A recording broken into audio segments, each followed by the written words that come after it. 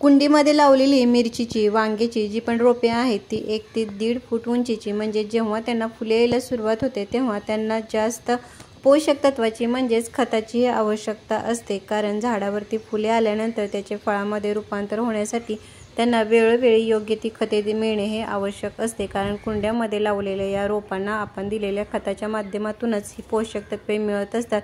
तर आपल्या घरामध्ये देखील अशा बऱ्याचशा वस्तू आहेत की त्याचा तुम्ही खत म्हणून हा वापर केला तरी देखील झाडाची वाढ चांगली होऊन त्याच्यावरती भरपूर अशी फुले फळे ही लागण्यास मदत होते। नमस्कार, स्वागत आहे तुमचे आपले YouTube channel SP kitchen gardening मध्ये। आज आपण या व्हिडिओमध्ये वांगी, मिरची यासारख्या झाडांना भरपूर फुले फळे लागण्यासाठी कोणती खते द्यायची, झाडांची काळजी कशी घ्यायची, त्यासाठी कोणती कामे करायची या सगळ्या विषयीची माहिती पाहणार आहोत। तर त्यासाठी व्हिडिओ कुठेही स्किप न करता शेवटपर्यंत नक्की पहा आणि जर तुम्ही आपल्या चॅनेलवरती नवीन असाल तर व्हिडिओला लाईक व चॅनेलला सबस्क्राइब करायला मात्र अजिबात विसरू नका। कुंडीमध्ये लावलेल्या या मिरची, वांगी यासारख्या झाडांना वेळोवेळी खते देणे हे आवश्यक असते। खते दिली तरच झाडांची वाढ ही चांगली होते आणि पुढे जाऊन त्याच्यावरती भरपूर फुले फळे लागतात। पण खताबरोबरच या झाडांना सूर्यप्रकाश, पाणी या दोन्ही गोष्टी देखील योग्य प्रमाणामध्ये मिळणे देखील तितकेच गरजेचे असते।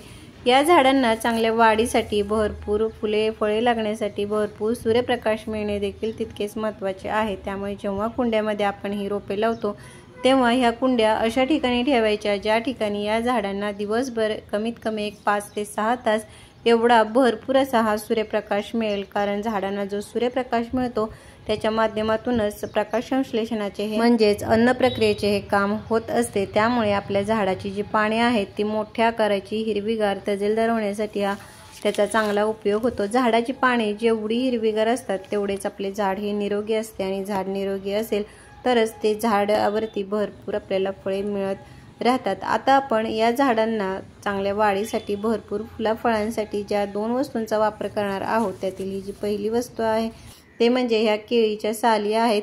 केळीच्या साली ह्या झाडांसाठी अतिशय फायदेशीर उपयुक्त अशा आहेत। कारण याच्यामध्ये झाडांना भरपूर फळे लागण्यासाठी ज्या घटकांची, पोषक तत्वांची म्हणजे जे पोटॅशियम, फॉस्फरस यासारखे जे घटक आहेत ते केळीच्या सालीमध्ये हे मुबलक प्रमाणामध्ये असतात।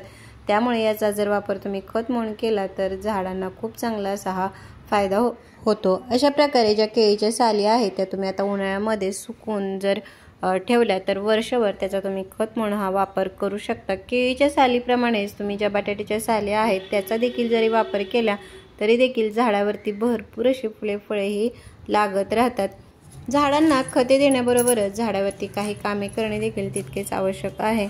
झाडांच्या या कुंडीतील माती आहे ती अधूनमधून म्हणजे कमीत कमी 15 ते 20 दिवसातून एकदा तरी अशा प्रकारे हलवून थोडी मोकळी करावी, म्हणजे जी माती आहे ती भुसभुशीत राहते आणि अशा मातीमध्ये आपण जी पण खते, पाणी देतो ती व्यवस्थित मिक्स होतात आणि आपल्या झाडांची जी वाढ आहे ती चांगली होते। या झाडांना पाणी देताना देखील हा मातीमध्ये ओलावा राहील इतपत हे पाणी द्यायचे। पाणी अगदीच कमी किंवा जास्ती हे कधीही द्यायचे नाही। कारण कमी पाण्यामुळे झाडे जशी सुकतात तशी जास्त पाण्यामुळे देखील हे खराब होण्याची ही शक्यता असते। त्यामुळे कुंडीतील माती नेहमी चेक करून म्हणजे वरच्या बाजूची थोडी कोरडी झाल्यानंतरच झाडांना हे पाणी द्यायचे आहे। आता आपण खत म्हणून ज्या दुसऱ्या वस्तूचा वापर करणार आहोत ते म्हणजे ही अंड्याची टरफले आहेत। अंड्याची टरफले देखील झाडांसाठी अतिशय फायदेशीर उपयुक्त असे आहेत। कारण याच्यामध्ये जे कॅल्शियम, प्रोटीन, फॉस्फरस यासारखे जे घटक असतात त्यामुळे आपली झाडे चांगली वाढतातच, पण झाडावरील ज्या फांद्या आहेत त्या सुदृढ, मजबूत होण्यासाठी याचा खूप चांगला असा हा फायदा होतो। आपल्या झाडावरील फांद्या जेवढ्या मजबूत असतात तेवढ्याच त्या फांदीवरती फुले फळे लागण्याचे प्रमाण देखील हे जास्ती असते। जर तुम्ही अंड्याची टरफले वापरत नसाल तर तुम्ही आपल्या घरामध्ये जे दही, ताक असते त्याचा देखील तुम्ही खत म्हणून वापर हा करू शकता।